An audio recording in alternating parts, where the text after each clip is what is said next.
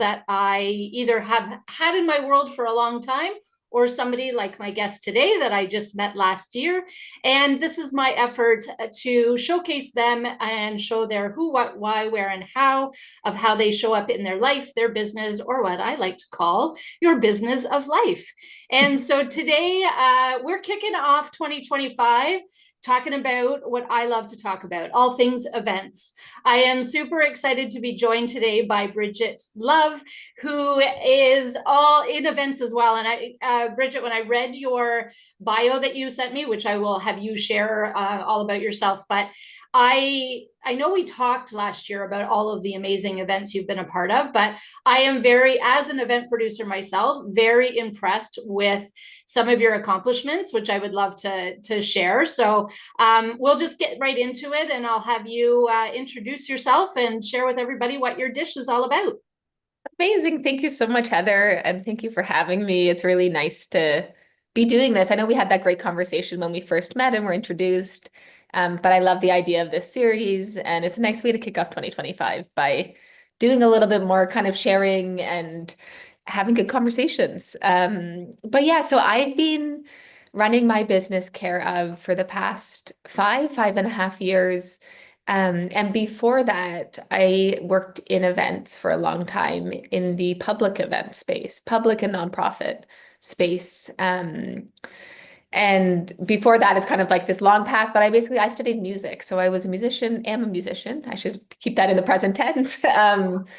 Studied at school, graduated, was kind of on this path to try to figure out how to be an orchestral musician, and then realized it just wasn't for me because I like people too much and it was too lonely of an existence, and it just didn't feel like the right fit for me. And I knew other people wanted it more, and it didn't feel like what I wanted anymore. So I stepped aside from that and was looking for work in the city, and got a job at Harbor Fun Center and with their summer camps, which was something I had worked at summer camps as a teenager.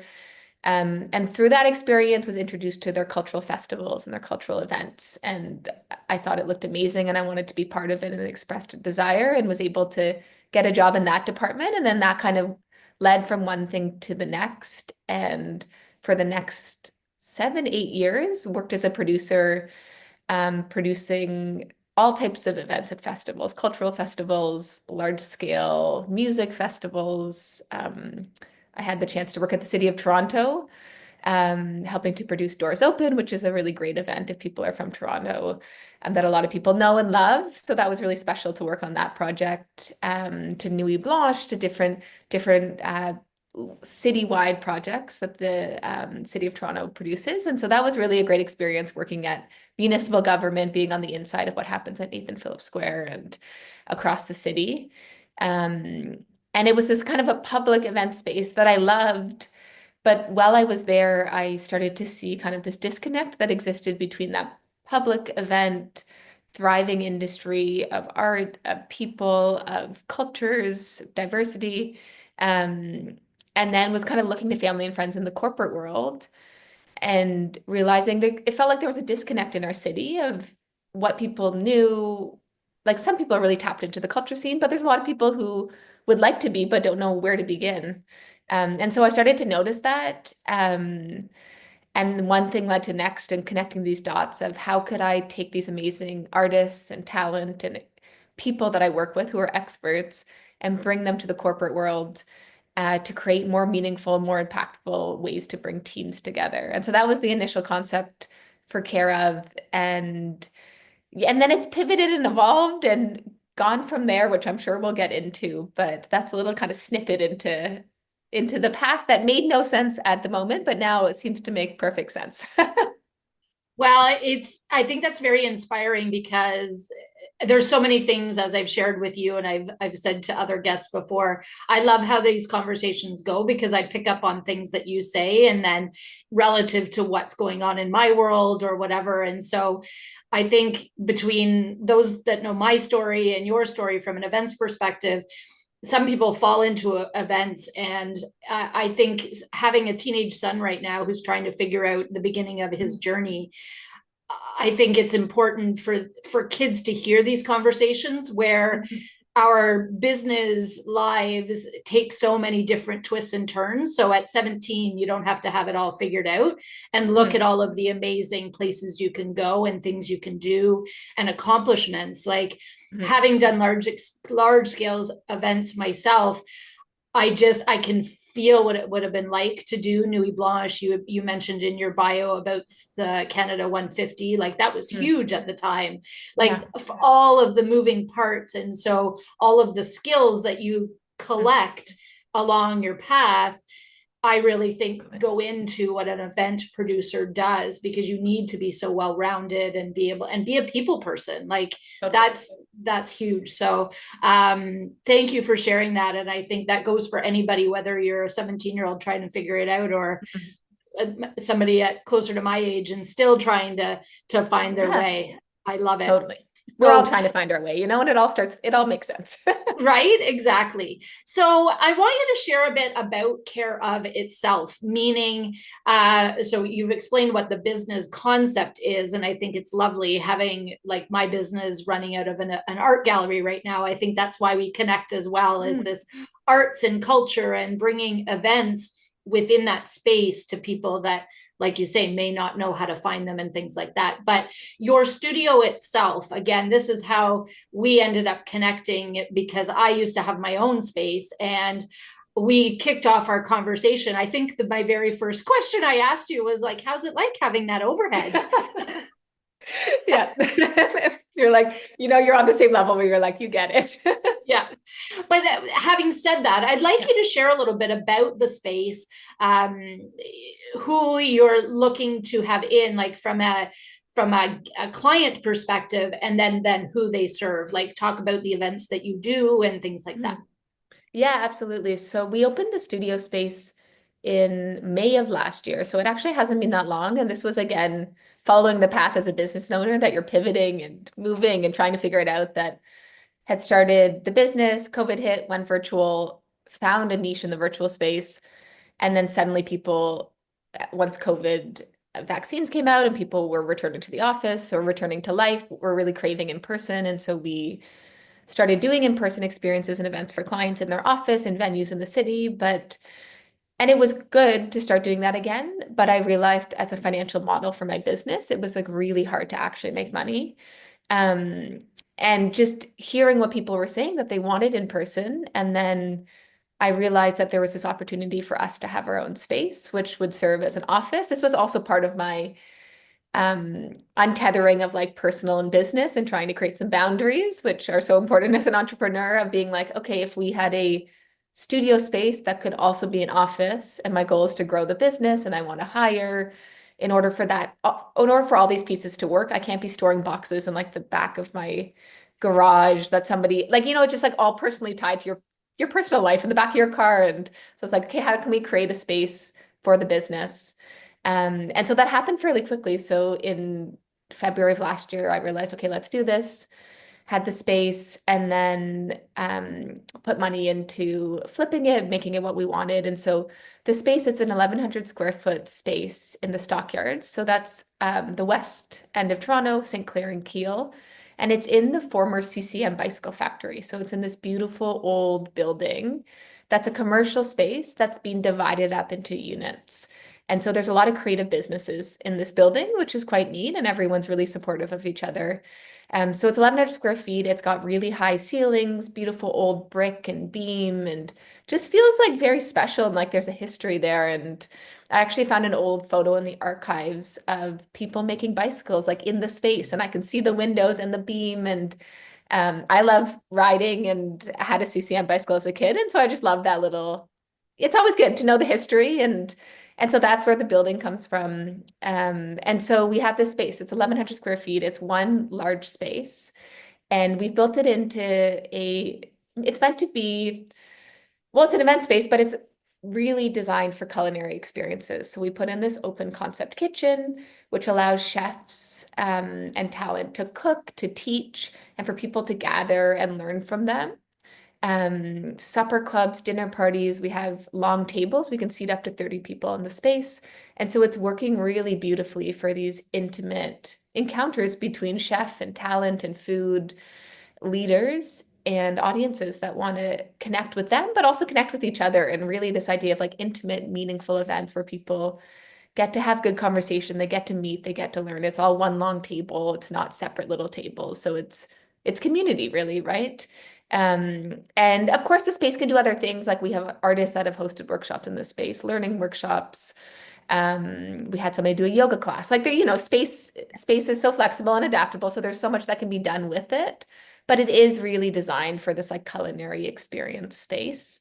And so, yeah, so that's the space. And in terms of who's using it, so my business, 𝒂𝒏, works a lot in the B2B space, so with corporate clients. And so we have a lot of our corporate clients who we worked with before virtually now bringing their teams into the space. For team building, we'll do cooking workshops with local chefs where people will learn how to make a meal all together as a team and then sit down and enjoy that meal together. That to kind of holiday parties where people get to have this beautiful meal made by a chef and the chef's there and they're introducing the courses and cooking in front of you. So a lot of that. And then, so there's this B2B corporate space.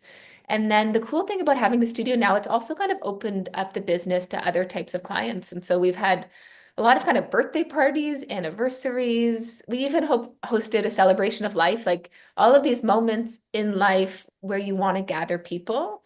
Now this space has become like a beautiful space for that because it's up to 35 people. So it's intimate, but it feels full if you have even like 10 people to 30.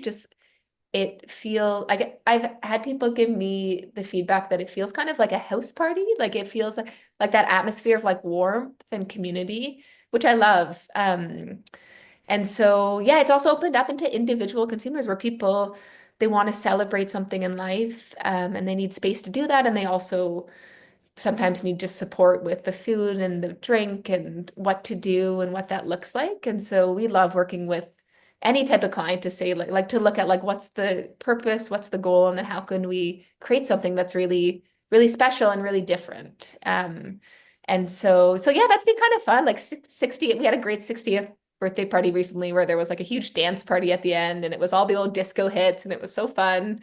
And so that, and then the third kind of category is experiential marketing. So now that we have the space, I've been finding a lot of brands, PR agencies, creative agencies who are looking for a space to do a launch party, gather influencers, that even do create content like photography. The space is really great for that. And so this kind of like marketing experiential space, which is really interesting. And I really do see 𝒂𝒏 kind of growing within that space of creating really custom culinary events and experiences for and with brands and PR agencies. Wow.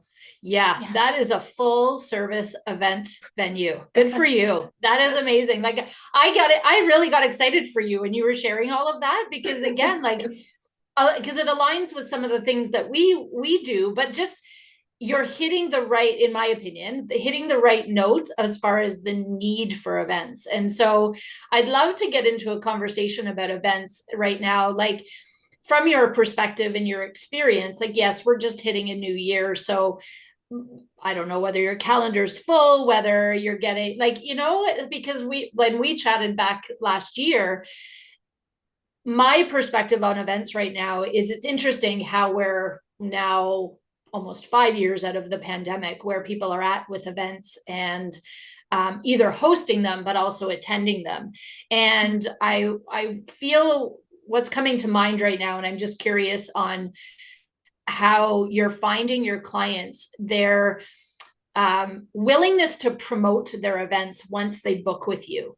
And what I mean by that is, I think a lot of entrepreneurs in my experience, we all have great intentions, and maybe because you're corporate, it's a bit different. But when people are hosting an event with you, are you finding they're having challenges with marketing their events? So let's maybe talk about ones that like your ticketed events, for example. So maybe not a corporate because they would bring their own people. But I'm curious from the landscape of since you opened, where you found them, were they looking to you to help with their marketing, or were they established enough where they were doing it all on their own? Yeah, it's a great question. A lot of our business up until this point has been corporate clients where they're coming in and it's invite only, like it's not open to the public, it's not ticketed. They're paying the invoice and they have guests coming. And so it's a little bit of a different situation, but even still, if somebody's hosting something for clients, like getting those clients to come out and be there is tricky. And so what I do tell clients we're working with is to say like overbook by 30 to 35%, because I think that's the drop-off rate right now in Toronto, that 30% of people who say they will be there will not come. That's a high number. Which is significant, but it's kind of a reality. And I mean, I get it. Like, if you live in Toronto or the surrounding area, like traffic's a nightmare. We all have lives and people we're taking care of and things to do. And I'm really like, I do like, if I say I'm going to attend something, I really try to be there, but things happen. And it's just, I think, a reality of like the post-COVID world we're living in, that's about, and that's what I think is the drop-off rate is about 30%. And so, and it depends though, it does depend on the type of event, like the ticket price. So if it's invite only, I think it's about 30%. If there's a ticketed event and it's $5, I think that would be the case. But if you're selling like a $200 per seat thing, people have more stakes in the game. They're more likely to show up. So we do a lot of the stuff we've been doing is private, and so we deal less with this kind of being part of the invite process. But I have started to do some ticketed events independently for the business. Just started that in the fall, and that's a new thing where you're selling tickets. And it feels like scary for me because I've worked in events for a long time, but I worked in public events and in some private events, like I worked the Way Home Festival and things, but I was on the production side. I wasn't responsible for selling tickets and getting people there.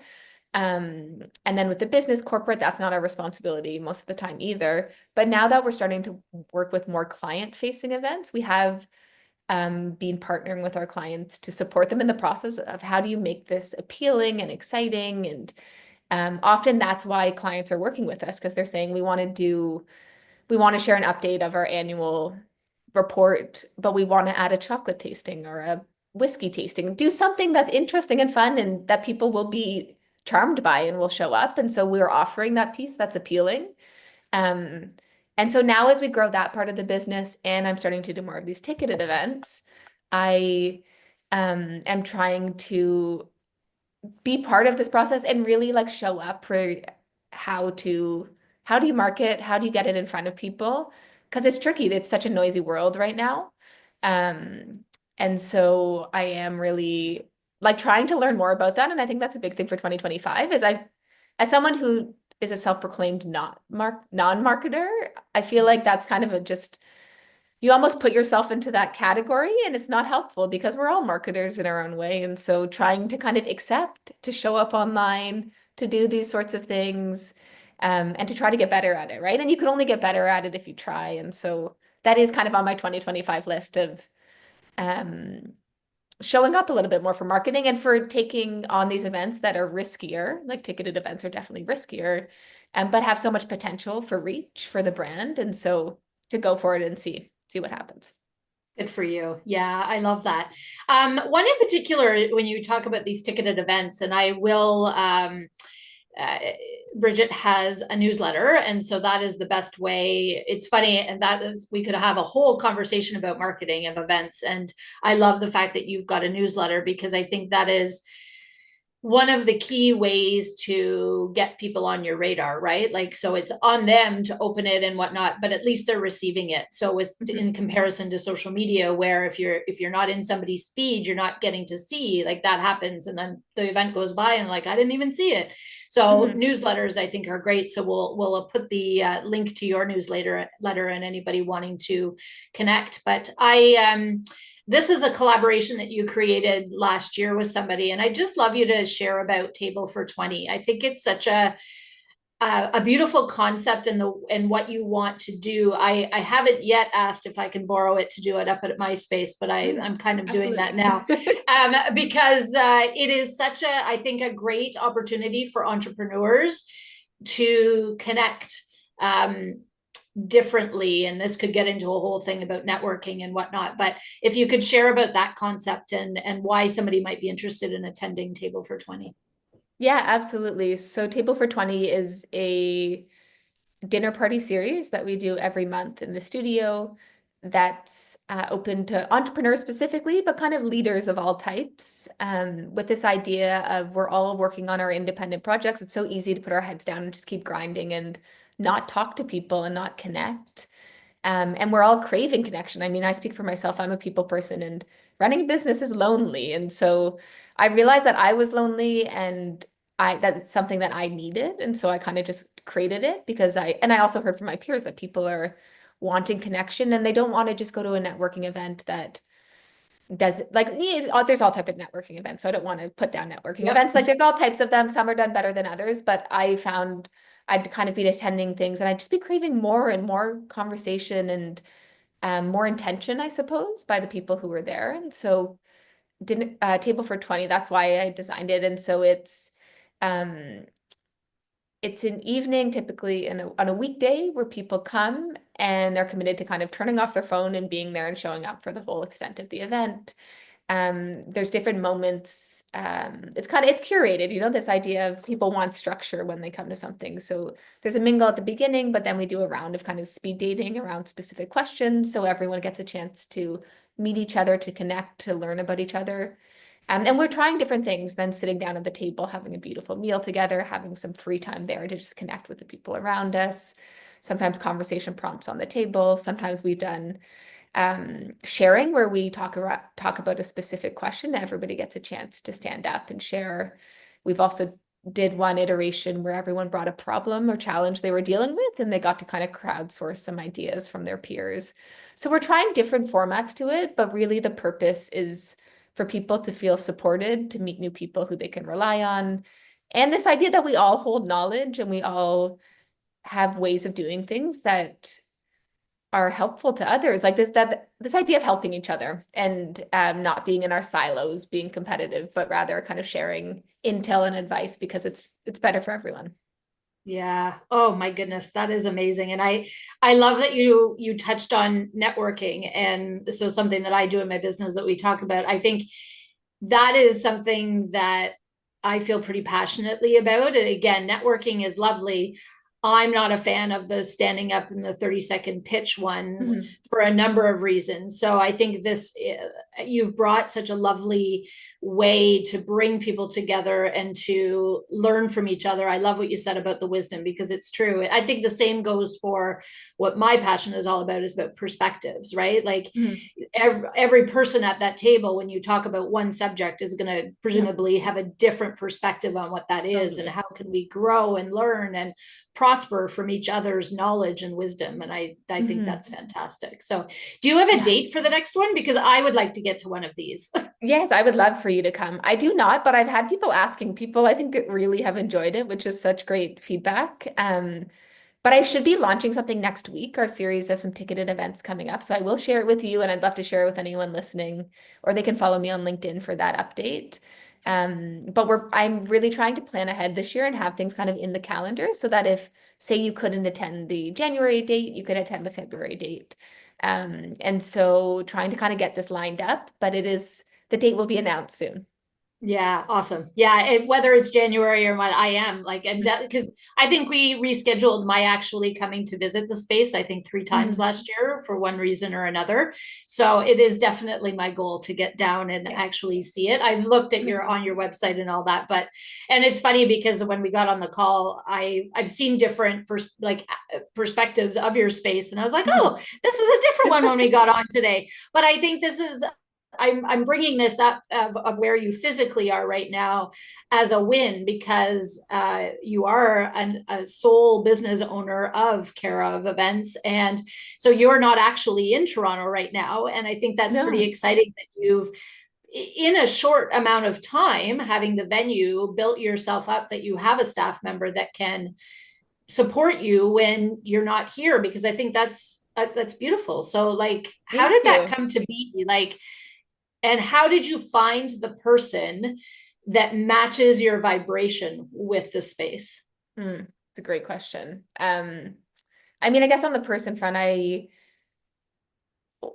decided at the beginning of this year that I needed, well, it was part of this decision to open the studio and then kind of some changes in the business that I realized that I didn't want to be a solo operator. Like if I to keep running care of and for it to have enough value for me and the type of work I wanted to be doing, um, I didn't want it to just stay with just kind of me as the consultant doing all of the pieces because I realized I was not enjoying some of the actual event pieces and resenting them a little bit. And I love events, but like hauling boxes to a corporate office, there was pieces where I was like, I don't want to do this. And it's not a good use of my time because there's so much strategy and there's so many pieces.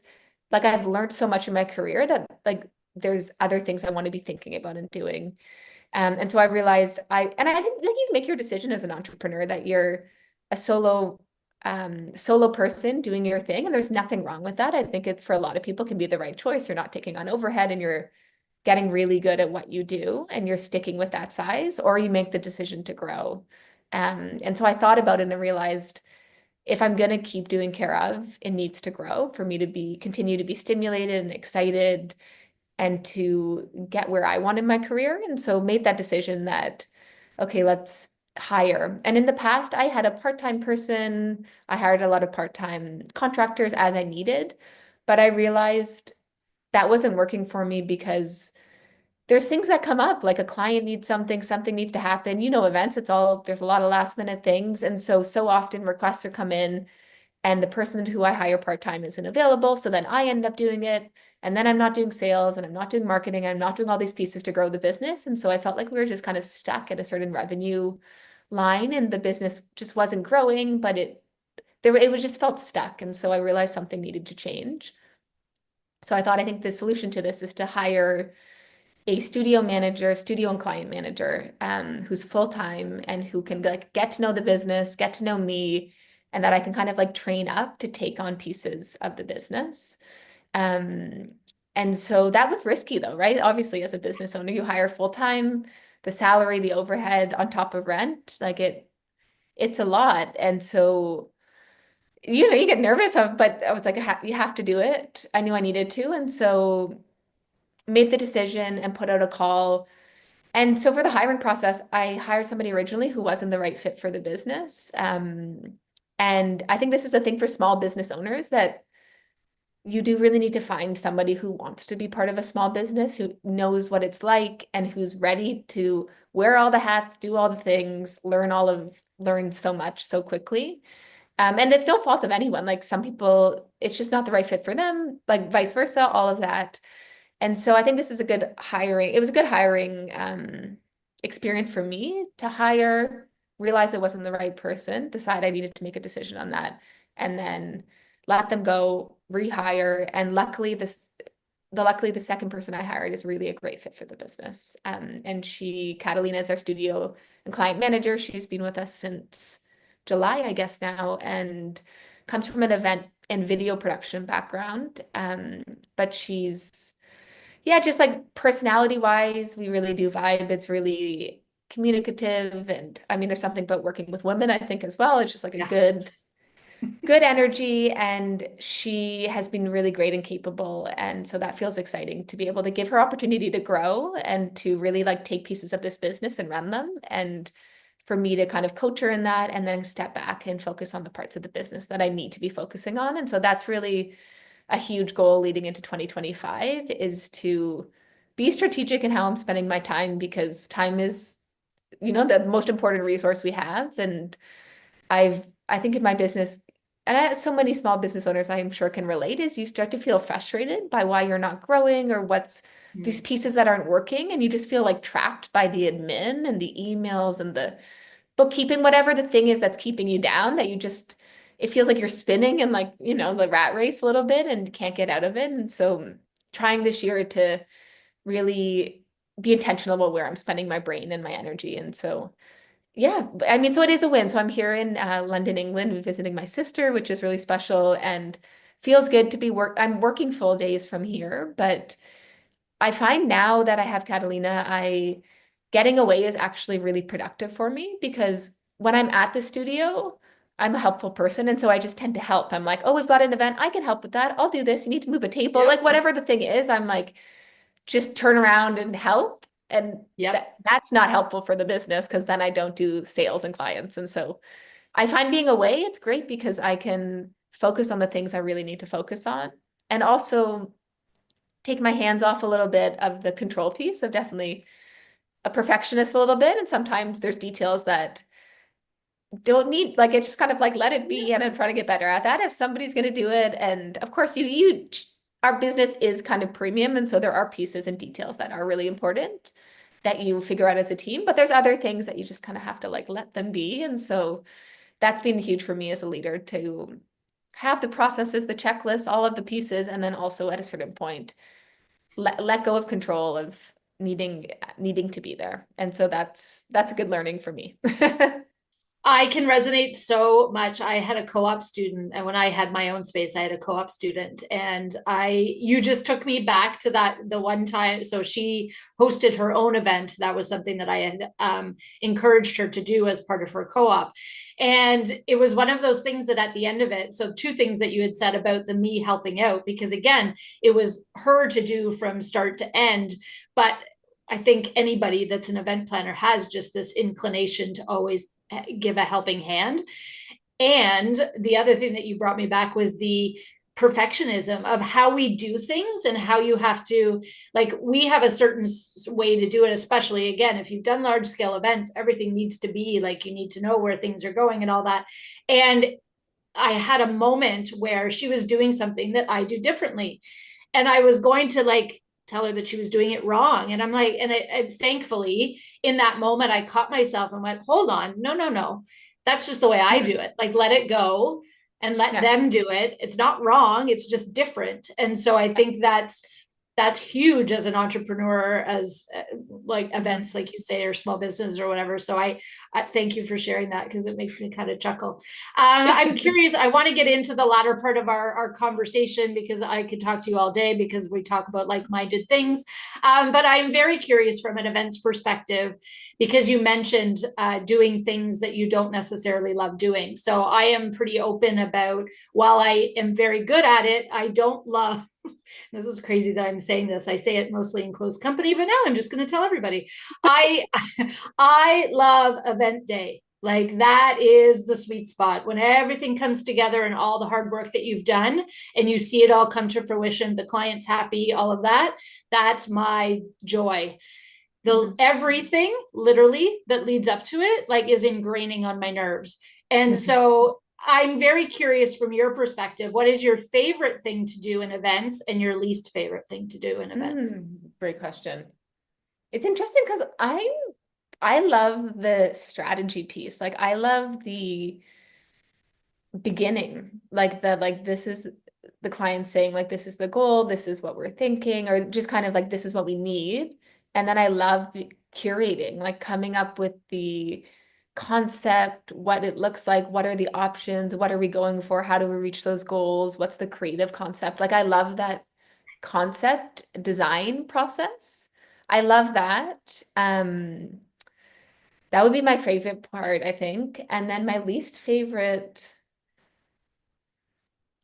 I guess, just like the slog of maybe the event day, like, or the prep of it, which is so funny. Just the hauling of boxes, the moving of like, it's physically grinding. And I've done it a lot, and you just put your head down and you do it. But now I've realized that I just don't enjoy that. And I like to be there to see all the pieces come together. But that's the thing I least enjoy in my business, is like the unglamorous hauling of supplies and rentals and things, all the pieces that go into it. I think that's the piece.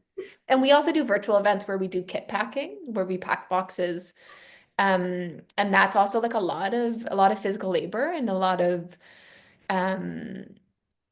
labor. And so I did it all by myself at the beginning. I'm still quite involved when there's big client projects, but a goal again going into 2025 is, I know that's not a good use of my time. And so to try to train up the team so that I don't have to be there. And also, this is part of the financial piece of the business, is I've realized in order for the business to actually be sustainable and make money, and to grow and be something I want to keep investing all of my time into, it has to grow financially. And part of that is an error, or, you know, something I've learned in the past year is that the pricing I've put together for my business, often I'm not accommodating for my time pulling together the pieces that of course I have the staff on site and the packing staff or all of the people that are helping to make it happen. But then there is ultimately the need for a manager, a person on site to connect with the client, you know, the high touch pieces that have to happen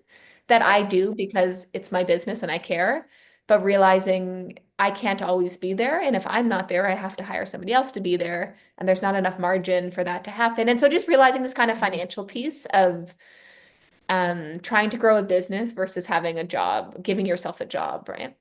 Yeah. I think we could have a whole other What's Your Dish conversation about the ins and outs of events that those that are not event producers have no concept of. So when we give them the bill, they're like, oh, yeah, why does it cost this much? Mhm.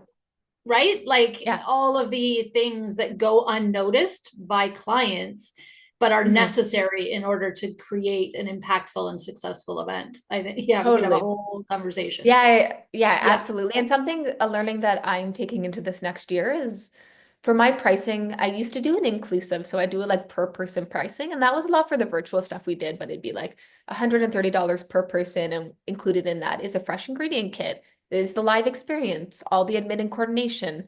And I did that because I was looking at the market and competitors and also feedback from the contacts we were working with. They have their per person budgets. They just wanted to see it all inclusive. And I thought at that point that was the best way of doing it. And I think it still is for virtual, but with in person, it's less of a copy paste. Like there's always variables, things that change, time, people want the space for longer, they want to rent. Like there's so many pieces that might shift. And in something I've learned from this past year is I need to break out for in-person events, invoicing wise, breaking out the invoice so that every single line is on there and detailed for the client so that when something shifts, when something goes longer, when people want more drinks, like all of these pieces that Mm-hmm. cost you money to have them there so that when you reconcile after the event, you can update and edit and there's for the client, it's like, okay, we went over and so staff were needed. These 5 staff had to stay for an extra hour. Of course, I'm going to have to pay for this. And so that's something I've learned is now for in person, every single thing gets broken out just so it's really transparent. And as a business owner, I'm able to, you know, kind of claim what is ours because I have a tendency to be a nice person. And Yep. I Don't we all? often, yeah, I often, and I often am like, we'll make it happen for you. We'll do it. Like I'm always like a let's make it happen person.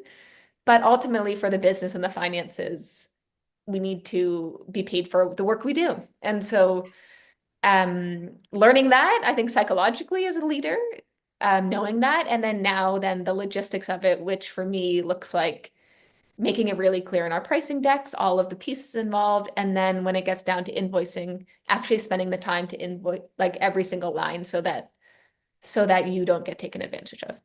Yeah, I think that's so smart. Very, very, very smart. I took took some notes there in my mind from you for myself. Just based on recent experiences. Again, like being a client for an event and being the producer, like there is a huge distance in knowledge there of and appreciation, I think, and not of the service, but the appreciation of the work that goes involved in that Yeah. service. So I think that's very smart of you. I again thank you for sharing about the packing of the bags. I ended up when I was doing running events across Canada, we were stuffing like 1,200 bags, 1,500 bags per event, and I Yeah. ended up getting carpal tunnel because I was Yeah. left hand dominant and it was a Mhm. repetitive movement for months and months Yeah. and months. And again, something that like you don't think about. Yes, we had volunteers and whatnot, but at that time we were all doing it. We had all Mhm. hands on deck. And I ended up like, and it's like one of my craziest memories of different moments of doing those things, but also just the work involved in just Yeah. that aspect of a huge Totally. event. Yeah. Right. So yeah, So it's physically crazy. demanding. Yeah, I Yeah. actually this year I tore my knee and I had to have ACL reconstruction surgery, which Was not because of the Right. business, but was like a recurring injury that then gave out. And that happened in August. And then had surgery, and then I was on crutches for like 6, 8 weeks. And if physically, like I'm used to being very physically healthy and it's a physical job, I couldn't, right? And so that was also a good learning for the business. I had luckily had a staff by then. But it kind of like forced me to like sit down, focus on the things I can focus on, which I need to be focused on, and try to outsource the other pieces. And so I tried to take it as a little bit of a lesson of the runs to the wholesaler and the things that are happening to get other people to do it, so I can in that moment when I physically was unable, but then also moving forward to not be doing that. Yeah. And so those lifetimes where your health is affected and then you realize, okay, this can't be the way forward. Right. Yeah. Everything happens for a reason. I really like that statement, I believe, is so true. Like, yeah, Yeah. you don't want that to happen, but it does. There's a reason for everything. So that, like you Yeah. say, that caused you to slow down, awareness is huge. Like, while that's Massive. never been my word of the year, I think it is just a word that came to me last year that is constantly in my vocabulary about just be conscious, be aware of what's going on Mhm. around you, because there's lessons everywhere. And Totally. yeah, I love it. So if you don't mind, Bridget, we're going to pop into what my joy is in these conversations, although the whole thing is joy. I bring in my tools that I use in my business called Points of View, and I'll ask you, so these tools are all about perspective. When we do them in the purpose of an event or using them for transformations, things like that, it's all about perspective shifting. So in this case, it's more of just you sharing your perspective. So I will ask, would you like me to pull a random word or a random question? A random question, I think. Okay, so in this particular tool, we have there's 33 questions here that I'm shuffling, and I do it in a way kind of like tarot card-ish. They're like woo-woo for non-woo-woo people that come up. And I think this is a great, so you've kind of answered this question, but I think maybe we'll take this out of the business realm. And I think, again, you've shared of it, but I'm very curious on a personal note. How has life been for me? How has life been for me? Yeah, I mean, on a personal note, I actually was just doing my process of doing a yearly review. There's this thing called the Year Compass. Do you know it? It's like a No. tool, it's a free tool online that I've done for the past almost 4 or 5 years. And each year comes up with like a set of questions and you reflect on the past year. Then you kind of like plan for the year ahead.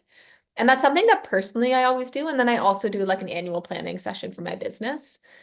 But I was doing the kind of my personal reflection writing last week.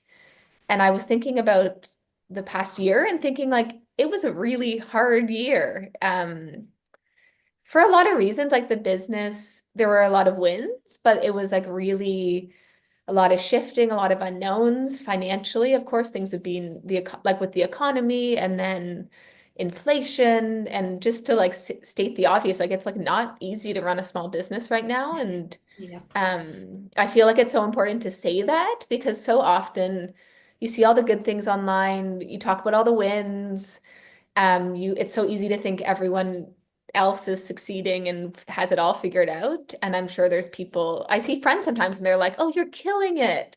You're like, I'm so Yep. glad you think so. And yes, sure, maybe I am in some ways. And also trying to be honest about like how difficult it's been. And so that's a big thing from this year, I think, to be able to, I mean, there was a lot of lessons in it, I think. But it was like a hard year health-wise. There was things I was dealing with, and then some things in my personal life, but then also business. It was tough. There was a lot of changes. The separation of like business and personal that was like really needed. To for me, like I love running my business, and also this past year had me question, is this actually what I should be doing? Like this kind Ooh. of, is this sustainable? Is it giving back to me? Like basically kind of trying to ask the question, is this an unhealthy relationship? with my business. Um, because I've been doing it for 5 years, which isn't that, I know it's not that much time in the world of business, but I've really like given it my all and put in so much work. And I am really, um, I work like that thing of like I work really hard, and when I'm determined, I like put down my head and really go for it. And I've worked so hard in the business, and at this point, it's not where I want it to be financially giving back to me. And it's been tough, but there has been a lot of wins. It's that thing of being able to say like it's been tough. There has been wins, but looking at the business and thinking like, okay, I'm not ready. I'm not ready to like give up now. There's nothing else I really want to be doing. But if I decide to keep running this business, how can I make it sustainable for myself? And I think I'm thinking about that financially. So you live and you learn, but really figuring out like financially, what does the business need so that it can make money and so I can pay myself a decent salary for the work I'm doing. There's that piece. And then there's also the how do I make it sustainable for my personal self? Like, how do I enjoy it? And it can be so stressful to run your own business. You're responsible for so many pieces. And I have had it kind of, I've gotten trapped in the like trying so hard that I've like forgotten about myself and what I need. Yeah. And so this is good to say it to the to the universe here to be like, I'm like deciding to run it the way I want to so that it's giving me what I like. You run a bit, it's kind of like that question of why do you run a business? It's because you care about something, but also to have the freedom, right? The freedom to do what you want with it. But I think also kind of freedom of time and choice. And so trying to remember that, and even being here in England is a good example of shifting the mindset to think, I'm growing this business and I have a staff now on the ground and I can be away, work from here, be productive, spend time with family, and run the business the way I want, which for me, it includes a little bit of adventure and flexibility.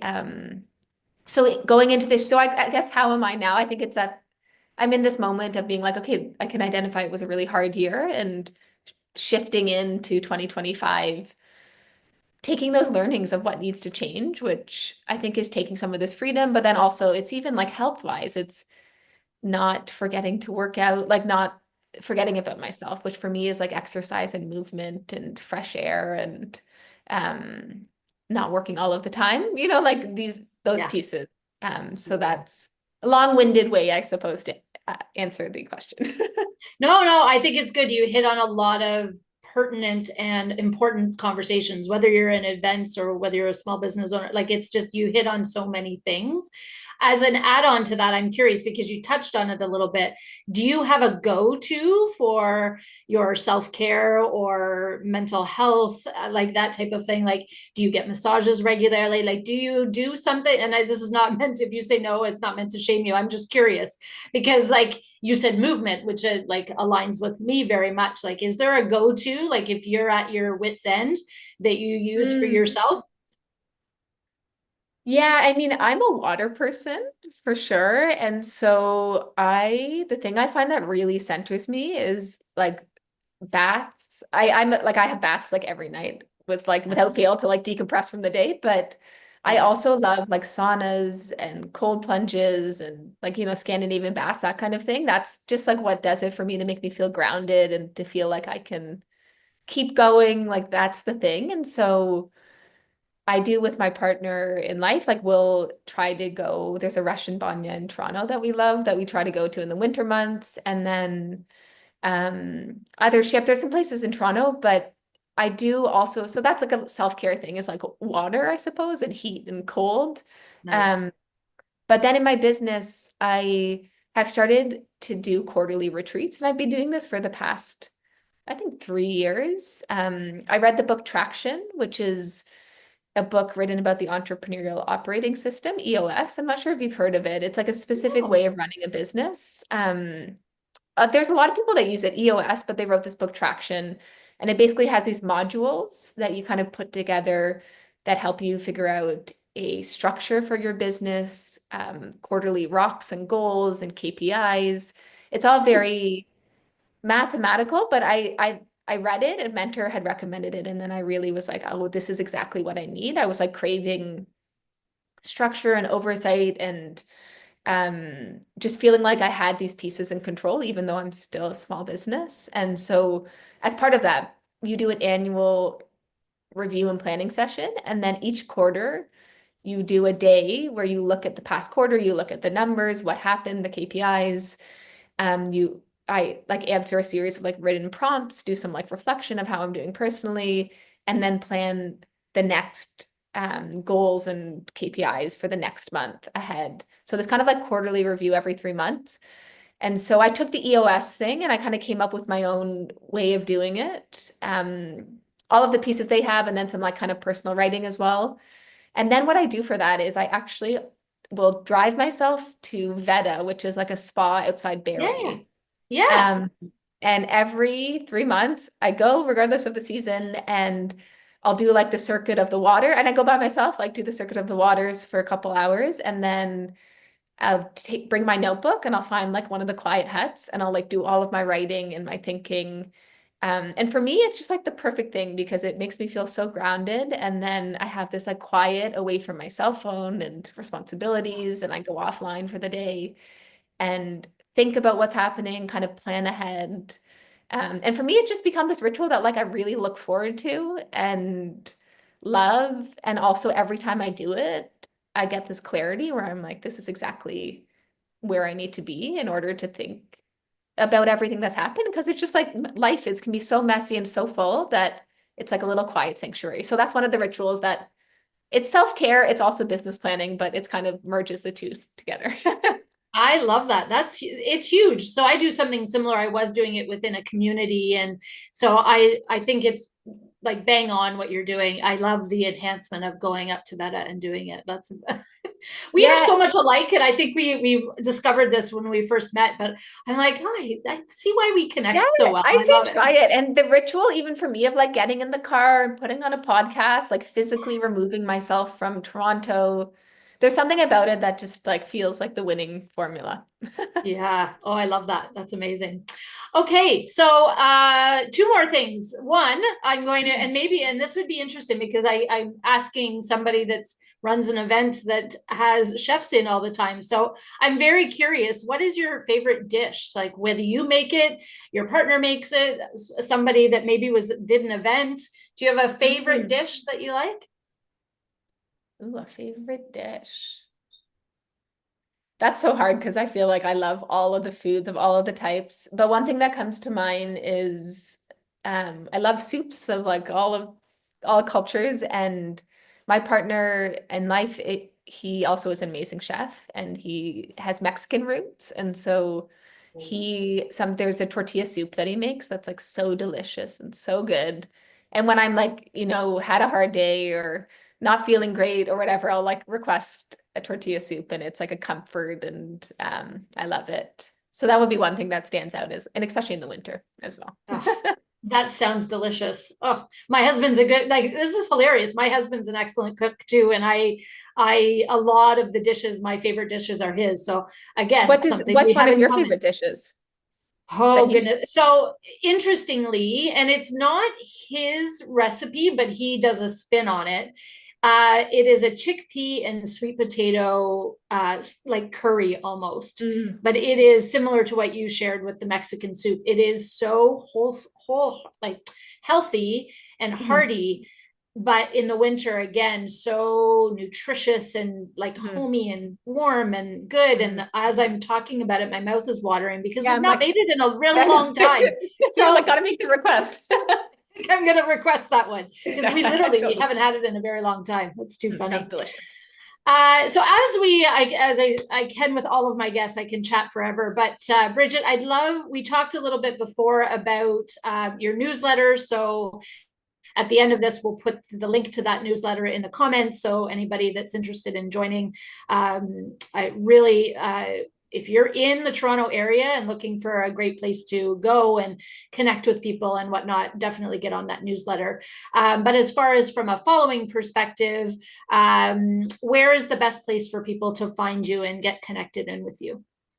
LinkedIn is great. Like absolutely. If people are like enjoy the conversation or interested in the work we're doing, connect with me on LinkedIn. I love connecting and I try to post there regularly, even though we got so busy in November, December. It's been a while, but I'm coming back, and Yep. that's the great place is LinkedIn. Yeah, my personal page. And we also have a 𝒂𝒂𝒏𝒈 page, but when we do ticketed events and new initiatives, I'm always kind of posting there. And I also do try to share about my entrepreneurship journey and share things I've learned and things that are working. And so always appreciate connecting with other small business owners and event leaders and things there as well.